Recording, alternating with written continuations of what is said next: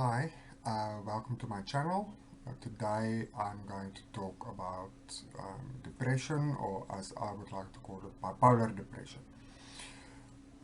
Bipolar depression or depression is part and parcel of bipolar disorder. Every single person that has bipolar has depression. There are some people that mention that they only experience mania. This has not been researched enough. Currently, there isn't really a diagnosis for unipolar mania. So, as it is now, um, to be diagnosed with bipolar, to be um, you need to have both mania and depression. So, depression.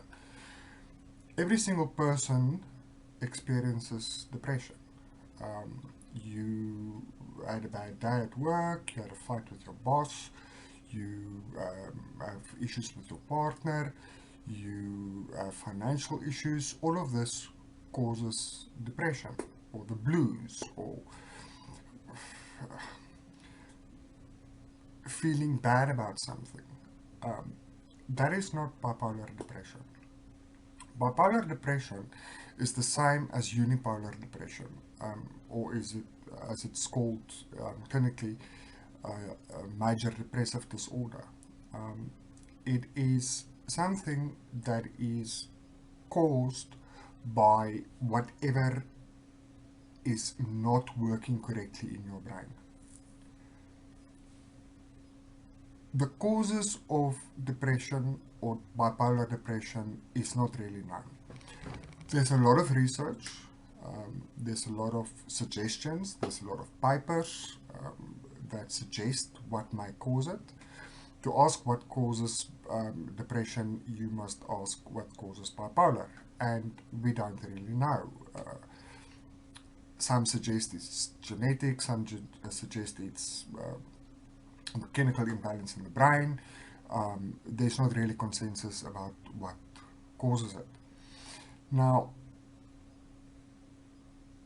I suffer from bipolar disorder, I suffer from depression. My longest non-stop, uninterrupted depression episode lasted for 11 years.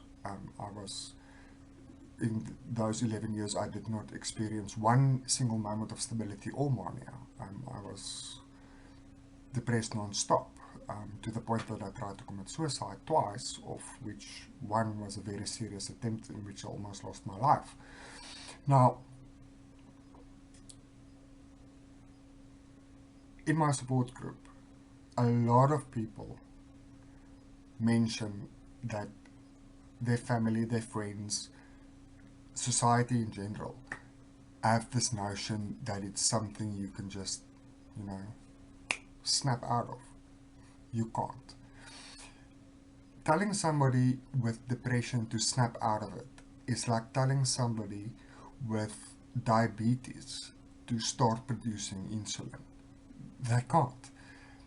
They have absolutely no control over that bodily function. In the same way, somebody that suffers from depression, they've got no control over what is happening. I'm not talking about the blues. I'm not talking about not feeling so great.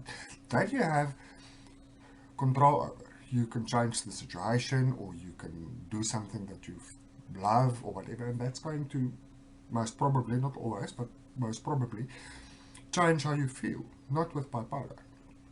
You can't actually tell your brain, okay, now you need to stop whatever it is that you're doing and you need to change it. It doesn't work that way. I've seen a lot of very unsympathetic people when it comes to severe clinical depression. They think, because they're not experiencing it themselves, they think that it is something that you can just get over, you can just go for a walk or go to the gym or have a meal and you're going to feel better. Although some of these external things like going to the gym or going for a walk or having a good meal or taking a shower can have a positive influence. It can have a positive influence on your mood, but it's not guaranteed. It is not guaranteed that you are going to feel better. Now, how is this depression treated? It is treated by a medical doctor, preferably a psychiatrist if you are bipolar, um, with something that is called an antidepressant. Now, the antidepressant curbs the depression and it lifts your mood. The danger with antidepressants is this. With a lot of people that have bipolar disorder, remember they don't only have depression, they also have mania. So what happens is the antidepressant pushes them into mania. So this psychiatrist that you're seeing needs to be a good psychiatrist. He needs to have a lot of experience with medication and with bipolar disorder in order to prescribe the correct dosage or the correct medication that's not going to push you into mania. Sorry.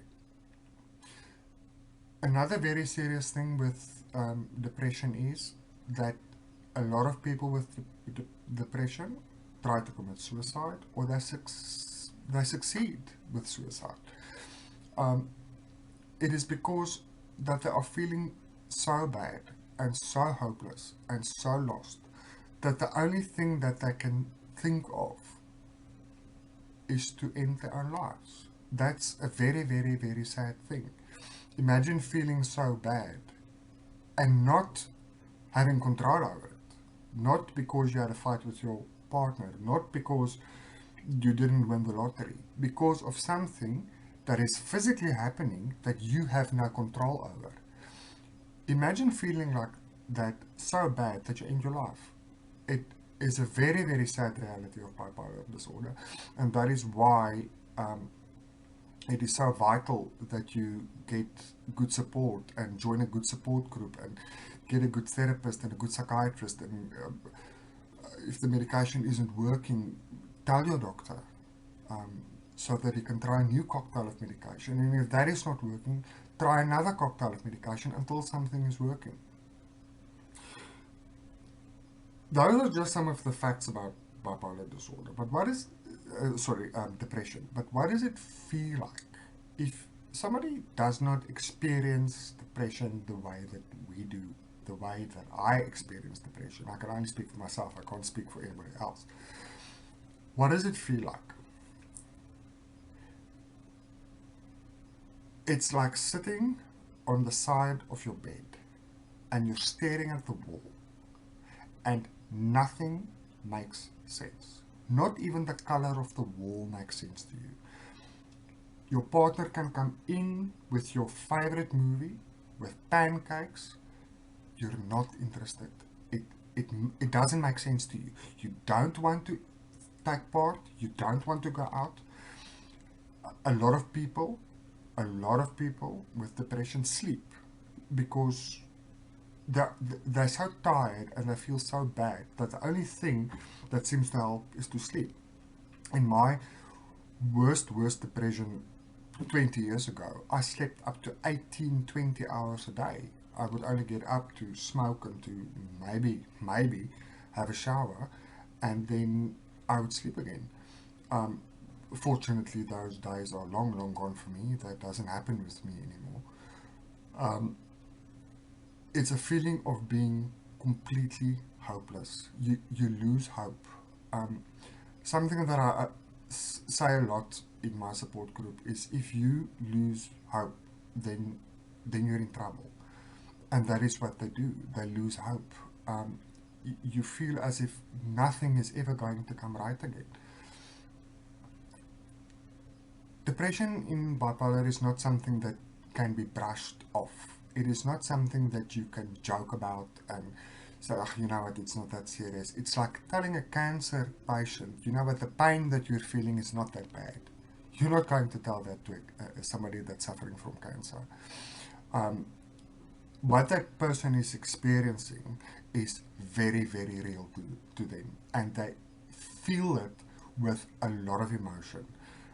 They also feel very guilty because they don't want to feel the way they do. They feel pathetic because that is what they are.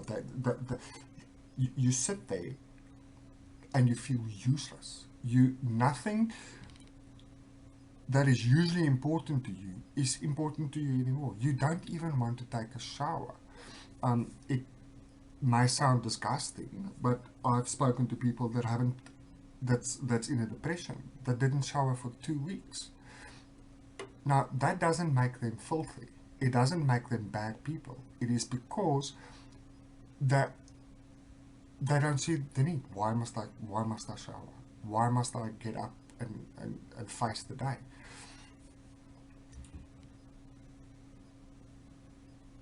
Bipolar depression is the one state,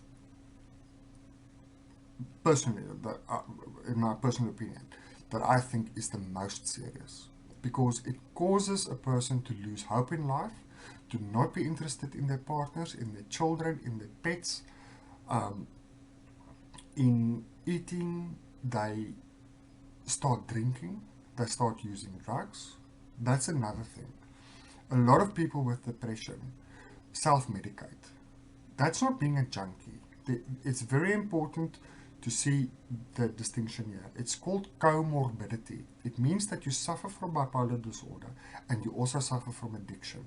The addiction is because you are self-medicating. Nothing is working, so you're drinking. You can't drink when you have bipolar disorder. It is going to make your depression worse. But to say that a person that is drinking or using drugs is a junkie and they're terrible people is wrong. That person is doing that out of utter desperation. So now, what is the solution? The solution is that first of all, you need to get to a psychiatrist. They will prescribe medication for you. If the medication doesn't work, you need to tell them. They need to put you on something else until they find something that is going to work. Some people, unfortunately, are medication resistant. Nothing works. Absolutely nothing. Then they go to the next step. That is called ECT, electroconvulsive therapy. In old terms, brain shocks. A lot of controversy about it. It's completely safe. It's done by a medical doctor. You are anesthetized. It lasts a few seconds. It's electrical current is applied to your brain, and some people do experience positive results, others absolutely nothing. So it is something that you need to discuss with your doctor. But apart from medication and ECT, what you need to do is you need to get yourself a therapist, you need to get yourself a support group, and you need to get healthy. A support group is very important because you are going to speak to like-minded people that are going to understand how you feel. You need to get yourself a therapist because the therapist is going to try different kinds of therapy to assist you to cope better with the depression. And then finally, you need to live a healthy life. Exercise, a healthy diet, a healthy mind is going to assist your depression. It's not going to solve it, but it is going to assist your depression. It is going to help you come to a place where you can cope better with your depression. For myself, I found that there's no cure, there's no solution. It's about integrating it into your life and living through it. If you can live through the bipolar depression, if you can make it your own and say, you know what, even though I'm depressed, I'm still going to get up, I'm still going to shower, I'm still going to live, then you can truly say that you are living with bipolar disorder. Bipolar depression is serious. It is not something to be joked about. It is not something to be dismissed. If you do have a very serious episode of depression, you need to contact your doctor or you need to contact a family member or a friend. At the end of this clip, you will find a link to our support group. There's a lot of wonderful people there that will assist you. They will give you advice on how to deal with your depression, and then you can come to a place where you can also cope better with your depression. At the end of this clip as well, there's a link to my Facebook profile. If you want to follow my posts, you're more than welcome. I try to answer all the messages. If you need advice or just want to talk to somebody, I might not also always answer immediately, but I will. remember, it's not the end of the world. I know it sounds that's easier said than done, but it's not. You can win the war against the depression. You can live with depression. You can. Thank you for watching the clip. Watch out for my other clips, and have a good day. Thanks a lot. Bye.